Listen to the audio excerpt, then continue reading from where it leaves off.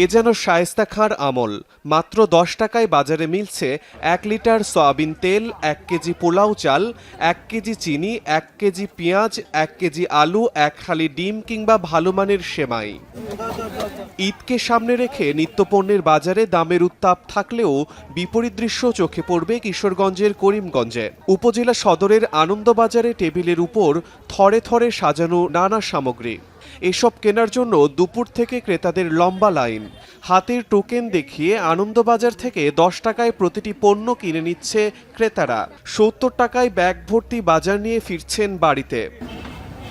সবার মধ্যে ঈদের আনন্দ ভাগাভাগি করে নিতে দরিদ্র মানুষের জন্য নামমাত্র মূল্যে এমন বাজারের আয়োজন করে করিমগঞ্জ মানবিক সংগঠন নামে একটি সমাজসেবামূলক প্রতিষ্ঠান। তাদের প্রতিটি পণ্য 10 টাকায় কিনতে পারছেন দরিদ্র মানুষেরা, যা বাজার থেকে কিনতে গুনতে হচ্ছে অন্তত 600 টাকা।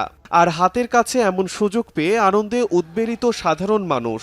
আমরা গরিব মানুষ, অসহায়, 200 টাকার তেল আমরা পাইছি এই 10 টাকা দিয়ে। প্রতি বছরে আমার বাবারা যেমন দিতে পারে, আমরা গরিব মানুষ। পকেটের খরচ বাঁচিয়ে এবং বন্ধু বান্ধব সহ সচ্ছল ব্যক্তিদের কাছ থেকে সহযোগিতা নিয়ে গত 7 বছর ধরে ঈদের সময় এমন মানবিক বাজার বসিয়েছেন আয়োজকরা। আমাদের বন্ধুদের মিলে, আত্মীয় বড় ভাই মিলে আমরা চেষ্টা করি যাতে নিম্নমূল্যে গরিব মানুষের জন্য ঈদের খুশি ভাগ করতে পারি আমরা।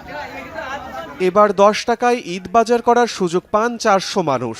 আগামী ঈদে 1000 মানুষ এমন সুযোগ পাবেন বলে জানান আয়োজকরা।